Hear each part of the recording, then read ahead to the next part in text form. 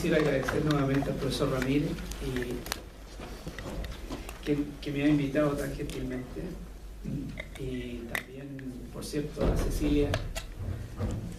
Para mí este espacio es un espacio privilegiado para compartir algunas experiencias respecto de lo que es la formación de los profesores, la formación que tiene que ver con lo que yo hago. Y bueno, yo la verdad siempre digo, en círculos íntimos, pero también en círculos profesionales, que yo me siento una persona realmente privilegiada. Yo soy una persona afortunada, he tenido suerte. No sé si lo he buscado, puede ser, pero la cosa es que han llegado oportunidades y he tenido la posibilidad de vivir muchas experiencias, de conocer el sistema en completo, la verdad. A propósito de lo que decía el profesor Díaz, mi colega, yo tuve la suerte también de dirigir un colegio, una cantidad más o menos parecida de profesores, una cantidad más o menos parecida de estudiantes, en la comuna de Churcaví, al norte de acá, ¿no? en un colegio general Velázquez.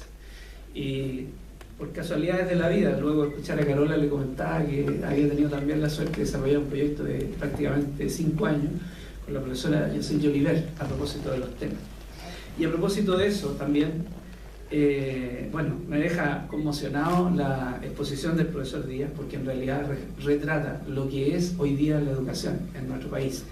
Y mientras lo escuchaba con mucha atención, un poco su testimonio, que yo comparto con lo que él señalaba, le había señalado el profesor Anderson, en realidad es una resistencia heroica.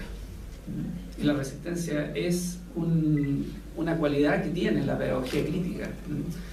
En este caso, esto es, en el fondo, yo he tenido la suerte de conocer un poco esto de la pedagogía crítica con algunos ex estudiantes míos que están desarrollando acciones en las poblaciones, en lugares muy marginales, ¿no? Se da con eso, porque es donde más se necesita justamente un apoyo de una educación más integradora. Me deja muy por las cuerdas la exposición del profesor Díaz, porque no sé si tiene sentido lo que yo había escrito y preparado para leer hoy día, ¿no? Pero anoté a medida que me siento afortunado porque en haber sido invitado me ha permitido escuchar a personas que cada uno de los temas ha tenido mucho sentido con lo que estamos haciendo, con lo que me interesa, y anoté algunas reflexiones. Javiera, por ejemplo, habló sobre el tema del quehacer docente, la construcción de la identidad, ¿no?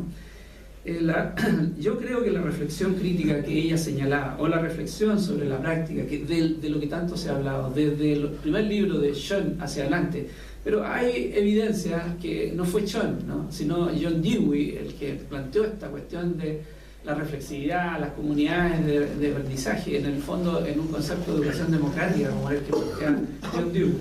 Estoy hablando de la primera mitad del siglo pasado.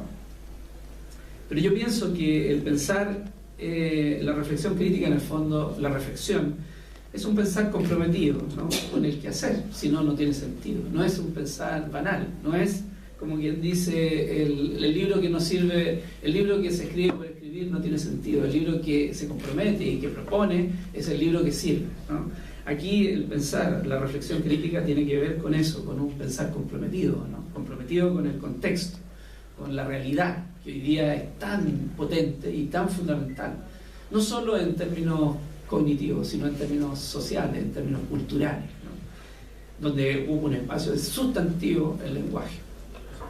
Luego escuché con verdadera pasión lo que señalaba Carola, con la pasión de ella, ¿no? Y me parece a mí que la lectura es una cualidad intrínseca a la profesionalidad. No concibo un profesor o como un otro especialista en cualquier área y por el medio que sea, no lo concibo sino una persona que se está informando. Y uno de los recursos fundamentales de la información es la lectura. Por lo tanto, para mí, la lectura en los niveles que sea, yo soy un apasionado de la lectura y siempre estoy leyendo. Como le digo, yo tengo un hijo de 9 años, entonces yo le digo, cada vez que en la escuela le dan un libro a leer, a todos igual, el mismo, yo siempre lo llevo a comprar el libro y le digo yo, bueno, vamos a ir primero a comprar el libro que te pidió la profesora en la escuela y luego vamos a ir a la cubiquería, que es un lugar, no es propaganda, no tengo nada que ver con él. un lugar donde venden cómics y revistas de monito. Yo le digo, bueno, y después este es el deber, después viene el placer. Entonces siempre compramos el libro de la escuela y compramos otro libro. En el fondo, ¿para qué? Para que él sienta que la lectura va mucho más allá de aquello que le piden en la escuela, ¿no? Es un poco, es un esfuerzo desesperado mío. Está entrenado porque tengo hijos mayores y los mayores son buenos lectores. Entonces a mí me pasa que yo estoy leyendo para la pega, para el trabajo, y estoy también leyendo por el placer, novelas. En mi caso, como profesor de historia, leo cosas que siempre están interesantes. Ahora estoy leyendo, entre paréntesis, leí Hiroshima, que es un libro muy bueno a propósito del genocidio norteamericano. Siempre se habla del genocidio nazi, del genocidio norteamericano, Hiroshima y Nagasaki. Y ahora estoy leyendo a Meléndez, el rey de la Patagonia, un libro sobre los crímenes que cometieron, ¿no?, con el apoyo del gobierno en la Patagonia, sobre Punta Arenas, ¿no?, sobre los indígenas, nuestros primeros habitantes. Exactamente, en español. Muy interesante, apasionante el libro. Bueno, ese es el placer, aunque sea un extraño placer. Mis hijos me critican, los mayores, que yo siempre estoy leyendo sobre... Y tengo otro libro de Vasily Grossman sobre literatura respecto de lo que fue el nazi, Treblinka en este caso, un campo de prisioneros, que son relatos muy, muy interesantes, vívidos. Bueno, pero eso es un comercial casi.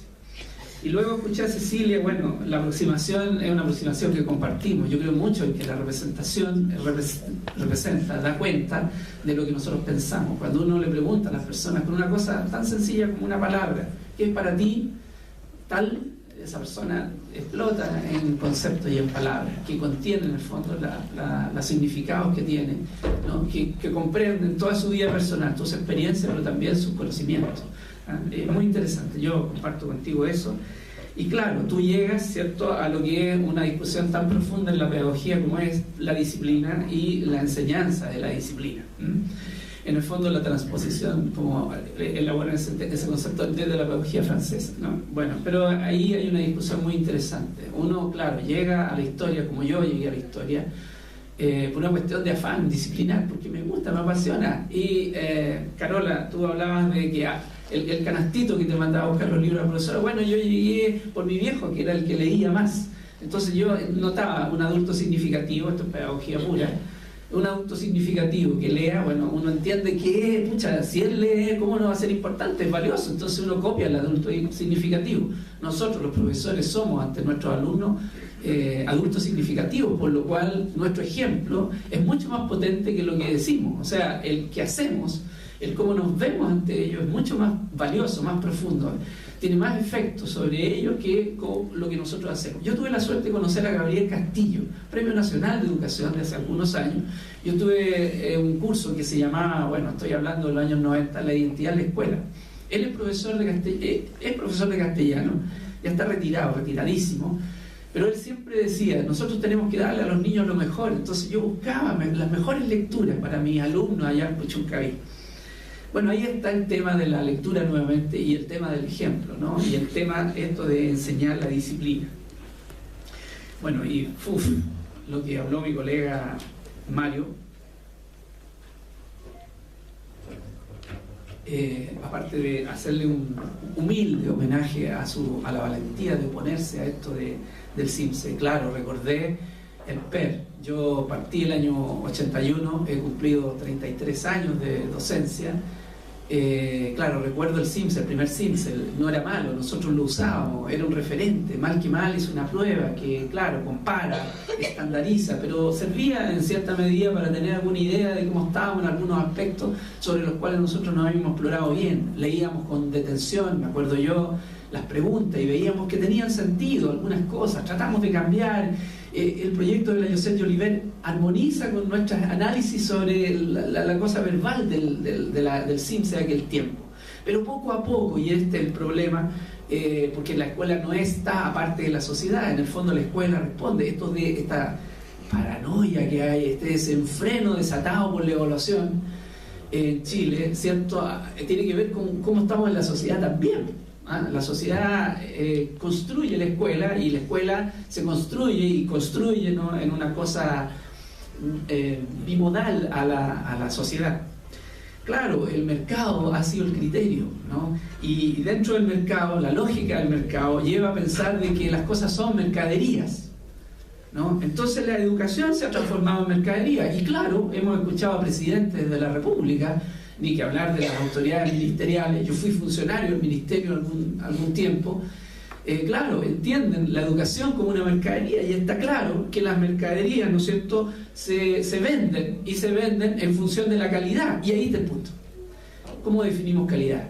Entonces, claro, como se define calidad por rendimiento, en el fondo es por cuánta proporción tú compras, ¿no es cierto? Hoy día hay una tendencia aparentemente creciente por elegir productos cada vez más naturales. Entonces tú miras ahí la distribución alimentaria, la descripción del alimento, y los estándares que fijan ahí de descripción del alimento son los que te hacen a ti comprarlo o no. La calidad, la resistencia, la marca, bueno, esas lógicas que son lógicas de los productos o de la calidad de los productos, son las lógicas que han entrado, por cierto, a la educación.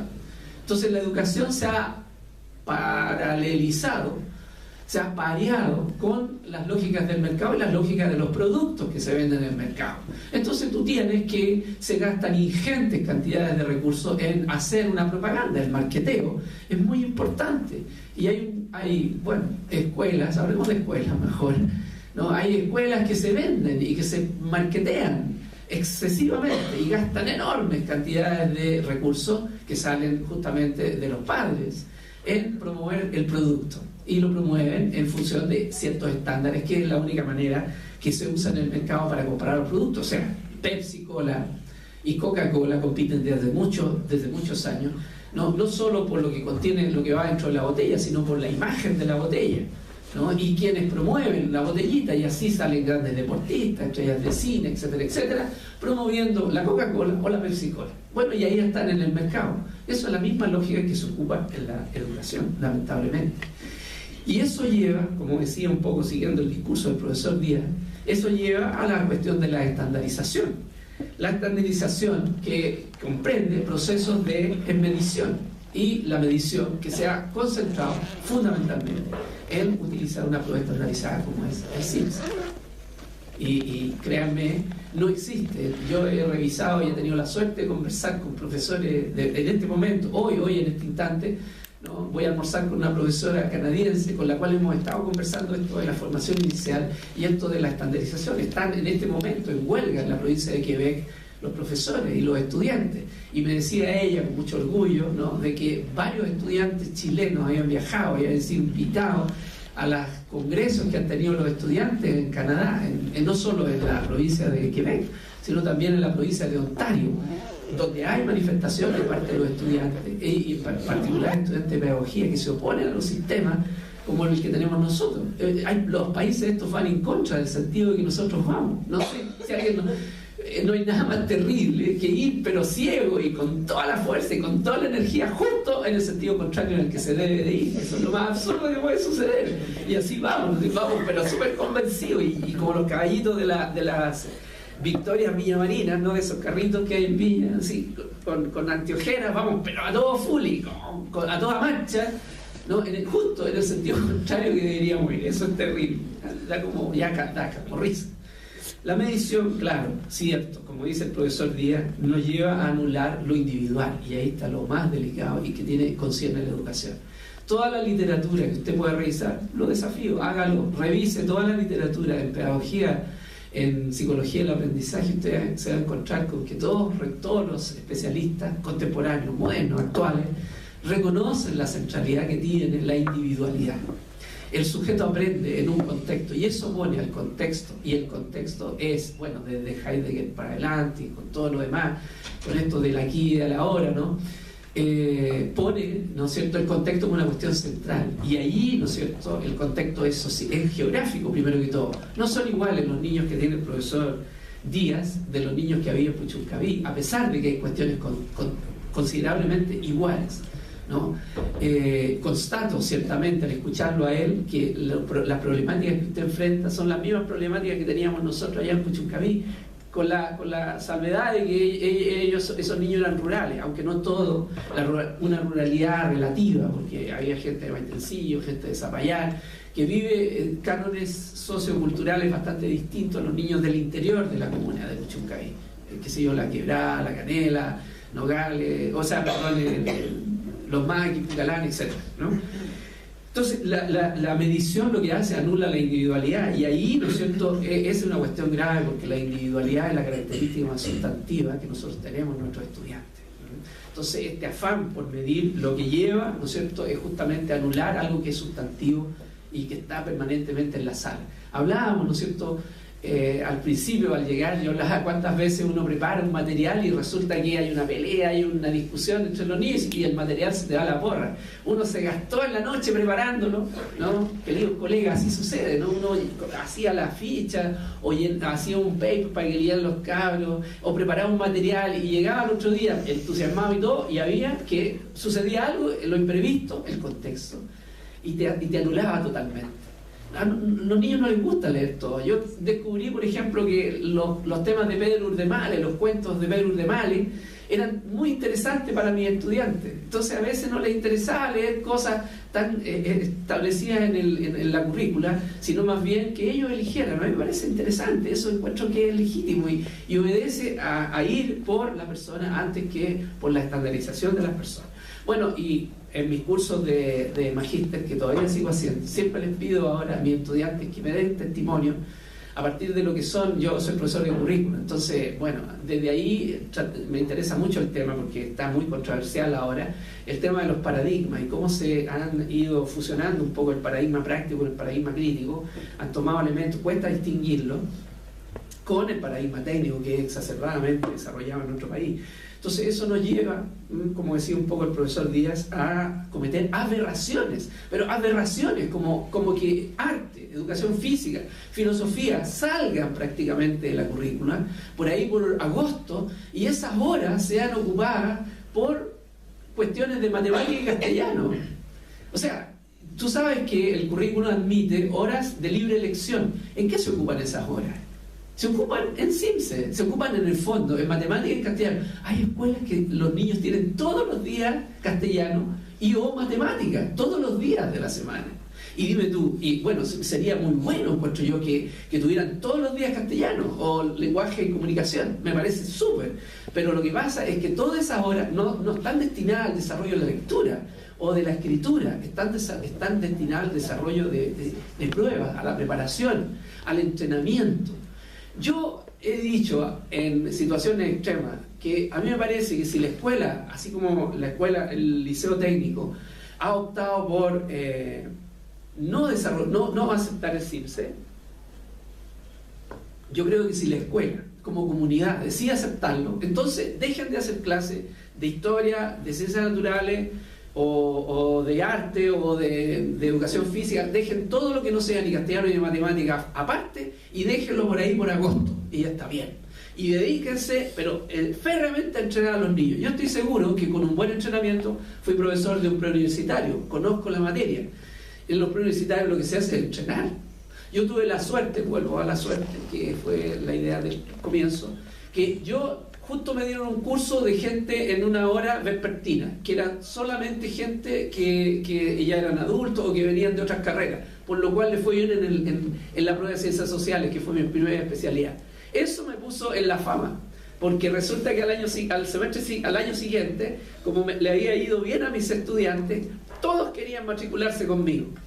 Entonces, claro, el criterio del director fue que eligiéramos los mejores para que se matricularan conmigo. Entonces fue un círculo virtuoso, porque eran todos buenos, así que yo hacía re poco. Lo único que hacía yo era entrenarlo un poco en cómo responder, en cómo, con mapas, por ejemplo, los indígenas, ¿no? La tribu indígena o los grupos indígenas chilenos, hacía un mapa de norte a sur y más o menos los ubicaba. Pero el conocimiento de fondo, eso estaba dado en la escuela, estaba dado en el liceo. Yo lo único que hacía era entrenar.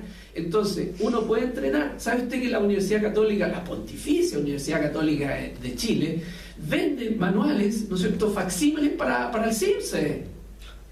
Y lo hace re bien. Y un negocio, usted sabe que el CIMSE es un negocio floreciente. ¿Cuánto cree usted que cuesta aplicar un CIMSE en segundo, en cuarto, en sexto, en octavo, en segundo medio?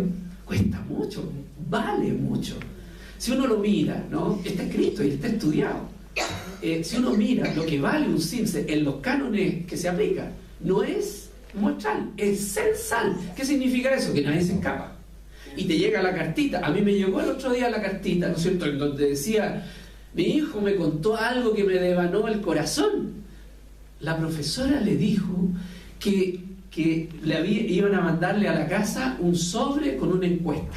Y que 9 años iba a ir la policía a buscar con él el sobre. Se lo dijo la profesora. La profesora, la escuela, la institucionalidad, a ese nivel.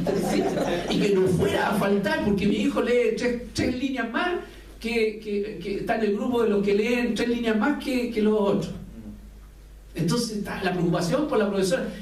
No sé, debió haberme llamado por yo creo que le faltó ir a mi casa, decirme que mañana no fuera a faltar Javier. No fuimos muy creativos con el nombre, pero bueno, te fijas tú la importancia que tiene el CIMSE. Es una cosa loca. Por eso es que estoy de acuerdo con mi colega, querido colega, ya te estoy abrazando casi, ¿no?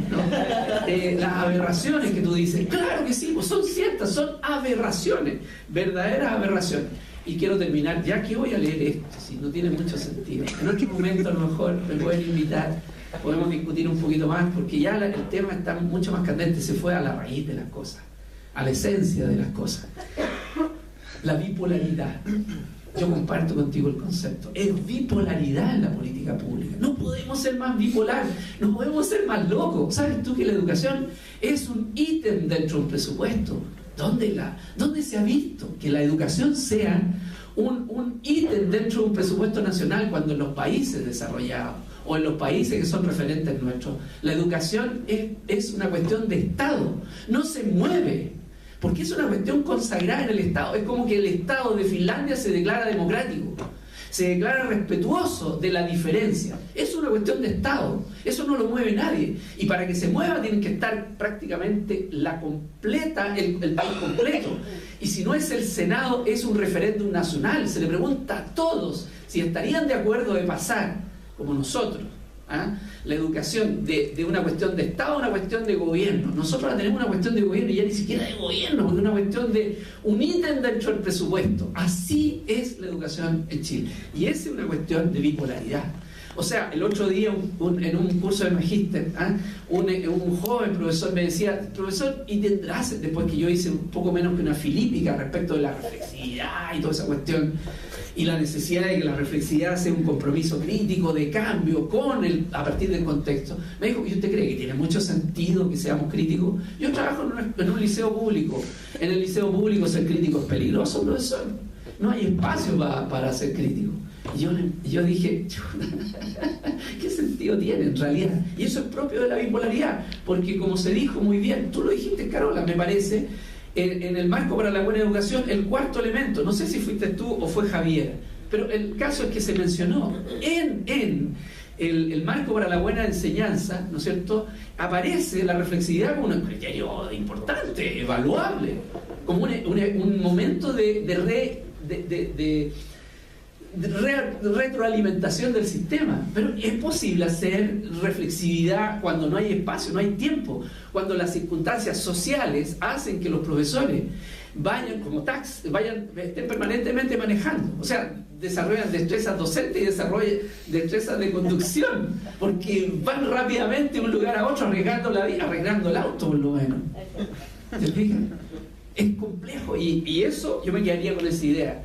O sea, el punto es cómo nosotros volvemos a lo que no sé si será posible realmente volver a una educación pública como la que yo estudié, donde nos juntábamos los que éramos hijos de agricultores con los que eran hijos de oficinistas o hijos de profesionales, o el hijo de la profesora.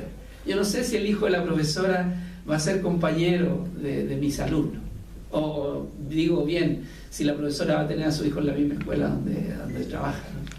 Ya no sé eso, yo creo que va a ser difícil, no estoy tan seguro, la verdad no estoy tan seguro. A veces caigo en un espíritu muy, como las hormigas, como los teléfonos antiguos, con un espíritu muy negro, muy negativo, yo creo que, Mario, no fue la intención tuya dejarnos a todos sumidos en una desesperanza. Yo creo que no. Yo creo que el hombre en su esencia tiene la posibilidad de cambiar y de hacer cambiar. Yo pienso que la esperanza está justamente en los jóvenes. No creo en eso cuando dicen que los profesores jóvenes son malos, o creo que eso rayado, o la cultura. Yo creo que la cultura es esta cultura. Yo creo que ustedes son lo que son y tienen su valor y además son ustedes la generación que nos va a reemplazar a nosotros. Entonces uno no puede tener menos que confianza en eso. Yo creo que puede ser, yo creo que puede cambiar este país, yo creo que la educación puede cobrar el rol que merece, yo creo que debe y puede reasumir el sitial que necesita. Bueno, el tema era la formación en la práctica. Lo que pasa es que la práctica se hace en las escuelas y en las escuelas está pasando esto que decía mi colega, ¿no? Esto que todos sabemos que pasa. Ustedes salieron no hace tanto de una escuela, de un liceo. Esta es la realidad. Nosotros estamos estudiando, ¿no? Cecilia, muy interesado el tema del ambiente, la crisis que está sucediendo en la escuela. Los profes no estamos agobiados por lo que hacemos, estamos agobiados por las condiciones que estamos haciendo lo que tenemos que hacer, ¿no? Y es una cuestión bastante mundial, no crean, no es cuestión de Chile, no somos nosotros exclusivos los que tenemos tanta violencia en la escuela, tanta violencia de todo tipo, ¿ah? Tanta precariedad, tanta necesidad, ¿no? Es difícil hacer leer cuando en la casa, la pobreza que hay, no hay libros, no hay ni siquiera diario, excepto aquellos que ponen para tapar, para en el fondo poner debajo de la vasija que ponen para aguantar las gotas cuando llueve, ¿no? Pero es jodido. Entonces la escuela asume un rol tremendamente importante y el profesor tremendamente importante. Yo creo que eso pasa en el colegio, ¿no? en el liceo técnico, tanto como en la escuela, el Colegio General Velázquez de Chuncaví, es lo mismo, digamos, la escuela se transforma en el único espacio en donde se puede producir un cambio, desgraciadamente, ¿no? Porque en el fondo, en la sociedad abandona su rol educador, la familia abandona el rol educador y queda solamente la escuela con su rol educador, como si fuese solo la escuela la que educa. La escuela tiene, claro, la formalidad de hacerlo, educar, enseñar, desarrollar la educación, pero también la familia. Y cuando la familia no está, ¿qué se hace? La escuela. Y el profesor, porque la escuela no es nada, es el profesor el que le da, la escuela es el profesor y los niños. Cuando en verano yo iba al colegio, a la escuela, y ya no había nadie, como director uno siempre es el último que llega a la escuela, hasta el último haciendo papel para la corporación, en el caso de mi colega, para el DAE, en mi caso, digamos. No había nadie, ni profe, ni era yo solo, y la secretaria a veces, ¿no? Entonces yo decía, la escuela no existe ya. La escuela cobra vida cuando empiezan los gritos y las carreras de los cabros chicos. Entonces, claro, nosotros asumimos el rol, los profesores, y es muy difícil porque, claro, los profesores leemos poco, leemos menos, no hay tiempo, no hay dinero, en fin, hay una serie de situaciones. Yo nomás, ya no tiene sentido esto mucho. A lo mejor tiene sentido en otros escenarios, después de lo que Mario plantó las bases, él puso la primera bandera, entonces ya tenemos que todos llegar a la misma cumbre. Es difícil, tú llegaste ya a la cumbre. Pero yo creo que jóvenes, como colegas, como profesor de historia, yo creo que ustedes son la esperanza en el fondo, los que van a continuar la labor en un escenario bastante complejo, como ya lo han visto acá. Así que yo les agradezco la invitación. La UPLA está muy empeñada en desarrollar sobre todo un cambio en la formación de los profesores, incluso un cambio en cómo formamos a los formadores. Y a mí me ha correspondido en los últimos casi 3 años liderar un proceso de trabajo con mis colegas, en donde uno de los criterios es acercarnos más, no hacer investigación de la escuela, sino investigar con la escuela, estar más cerca de los colegas, no ellos y nosotros los que educamos, como una labor conjunta. Y en eso hemos tenido la oportunidad de compartir con notables educadores internacionales que nos han dado luces y que nos han referido cuestiones que a mí me hacen pensar de que estamos yendo al contrario, y me hacen pensar sobre todo y coincidir con el profesor que en realidad hay una bipolaridad en la política pública tremenda. Yo no sé qué está pasando, ¿no? Veo con horror cómo la poca rigor que hay en la legislación, en la forma como se está gobernando, particularmente en este último tiempo, ¿no? La forma en que se trata la educación, eso me abruma a veces, pero me hace pensar de que hay luces de esperanza. Yo les agradezco la atención, lamento, no sé si lamento o me siento contento de que en el fondo se hayan tratado estos temas. Yo tenía la idea de tratar el tema de la formación de los formadores, pero tiene mucho sentido, la verdad, siendo contextual. y respetuoso de lo que ha ocurrido acá. Yo creo que no tiene mucho sentido, sino reconocer que los temas que ustedes han tratado son temas centrales. La lectura a mí me parece fundamental, la reflexividad sobre la práctica lo siento como una cuestión esencial, y por supuesto el contexto en el que se trabaja. Muchas gracias.